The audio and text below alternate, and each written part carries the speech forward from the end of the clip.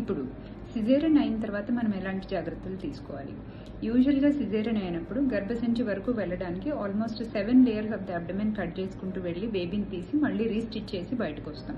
కొన్నిసార్లు ఏమవుతుందంటే గర్భసంచికి అబ్డమెన్కి స్కిన్కి మధ్యలో ఉన్న పొర మోస్ట్ ఇంపార్టెంట్ ఇది రెక్టస్ షీత్. ఆ రెక్టస్ షీట్ని సూచర్ చేసిన తర్వాత ఐడియల్లీ ఆ స్ట్రెంగ్త్ మళ్ళీ రీగెయిన్ అవ్వడానికి అట్లీస్ట్ 3 months అన్నా పడుతుంది. సో ఈ 3 months పీరియడ్లో హెవీ వెయిట్స్ అవి లిఫ్ట్ చేయడం కొంచెం అవాయిడ్ చేయాలి. వై ఆ టైంలో ఎక్కువ వెయిట్స్ అవి చేయడం వల్ల ఆ స్ట్రెంగ్త్ సరిగ్గా రీగెయిన్ అవ్వకపోతే ఫ్యూచర్లో ఇన్సిషనల్ హెర్నియా అంటే హెర్నియా లాంటి ప్రాబ్లమ్స్ వచ్చే ఛాన్సెస్ ఉంటాయి. In order to avoid this, please to follow this tip. Do not lift heavy weights at least for 3 months after a caesarean section.